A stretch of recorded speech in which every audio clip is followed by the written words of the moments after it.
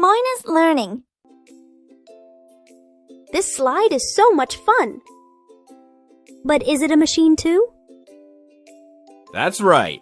We've already explored the amazing world of levers, but our adventure is far from over. On flagpoles, roller skates, playground slides, tool sheds, construction sites, and even hidden inside doorknobs, simple machines are everywhere. Wow, so what are we going to learn today? Today, we're going to uncover the rest of the simple machine family. Let's explore pulleys, wheels and axles, inclined planes, wedges, and screws. Let's go! I need to get this banner to the top of the pole for the assembly. But I can't climb that high. How can I get it up there? Don't worry, Khushi. We don't need to climb. Look at the very top of the pole. See that little wheel with a rope? That's a pulley.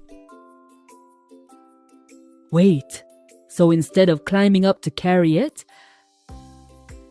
I just pull down on this rope? Exactly. Pulling down is much easier. Because you can use your own body weight to help you.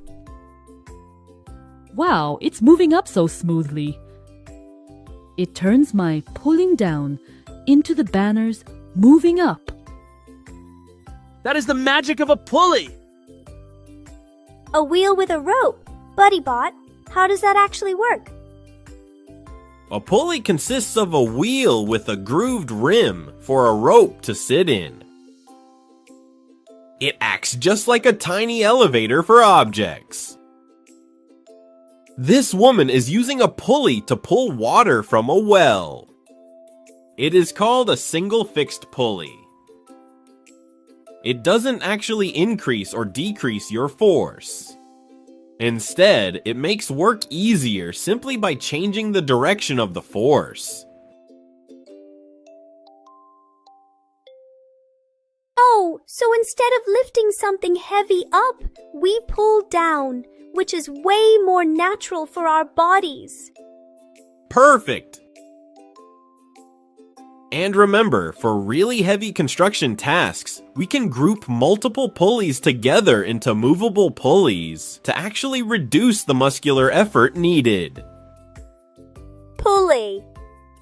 A wheel with a grooved rim for a rope. Benefit. Changes the direction of force to make lifting easier. Whoa, Khushi! You're moving so fast! Those skate wheels are absolutely amazing. I know, right? But it got me thinking. Is a wheel by itself a machine? It doesn't look like the lever or the pulley we just used.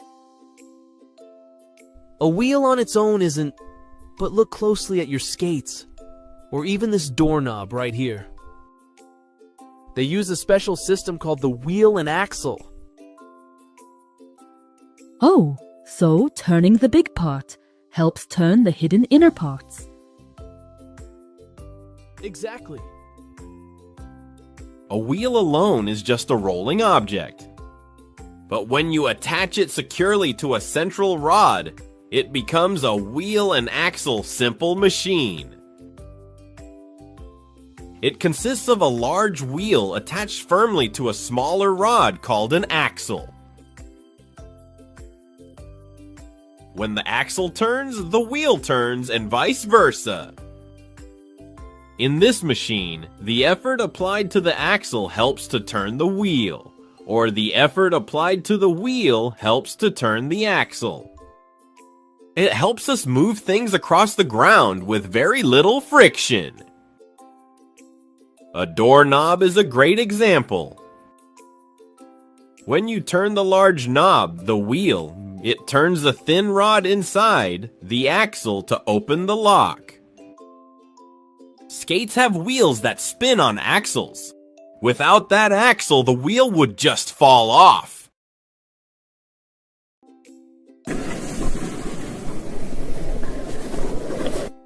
a screwdriver, and a steering wheel are also wheel and axle machines. They all use a larger circle to turn a smaller rod, giving us more power or distance. Wheel and axle. A large wheel attached to a smaller central rod, axle. Examples: doorknobs, steering wheels, roller skates, screwdrivers. Look at those workers moving heavy bags of sand into the tool shed. They are using a long wooden board as a ramp instead of lifting them. That's smart. That ramp is a simple machine called an inclined plane. It's basically just a slanted surface. Wait, look at that man using a sharp axe to split a log of wood. Is an axe a machine too? It sure is. That's a wedge. And look closely at the steel bolts holding the park slide railing together. Those are screws. Wow, 3 different simple machines all in one place. Let's see how these slanted shapes actually help the workers. A ramp, a wedge, and a screw look completely different. They are all part of the inclined plane family. Let's break them down one by one. Ramp, inclined plane. This is simply a slope over which a load can be pushed up. It makes heavy work easier because it requires much less force to push a load up a slope than to lift it straight up. Wedge. When 2 inclined planes are joined back to back, they form a wedge. It has a thick end and a sharp, thin edge. When you apply force to the thick end, the sharp edge pushes tightly into objects to split them apart. Examples: an axe, a kitchen knife, or a sharp iron nail.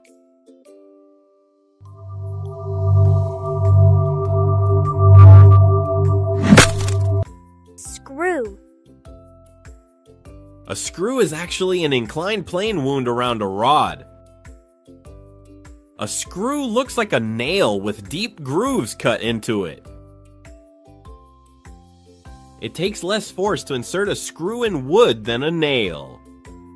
Because of these threads, it holds things together much more tightly than a smooth nail ever could. So a wedge pushes things apart using a slope. And a screw holds things together by wrapping a slope around a rod. Exactly. Without the winding threads on those screws, the playground slide would shake apart when kids use it. Inclined plane. A slope used to push heavy loads up easily. Wedge. 2 inclined planes back to back used to split objects apart. Quiz time! What simple machine is used in a wheelchair ramp that helps vehicles climb up a hill more easily? Inclined planes! Which simple machine helps a pizza cutter roll and cut? Wheel and axle. What simple machine helps a merry-go-round rotate around its center? Wheel and axle. What simple machine is used when tightening or loosening a jar lid? Screw. What simple machine is used to raise a sail on a boat by pulling a rope? Pulley. What simple machine is used in a pencil sharpener to make sharpening a pencil easier? Wedge. Wow, machines aren't just big robots. They are everywhere, in our kitchens, schoolyards, and toolboxes. Right, but remember safety first. Never use sharp machines like knives or axes without an adult. Keep machines clean and oiled, so they don't get rusty or stuck. Be careful with moving parts so your fingers don't get pinched. Want to see how these machines work in the real world? Check out our other science adventures. Stay curious and keep exploring.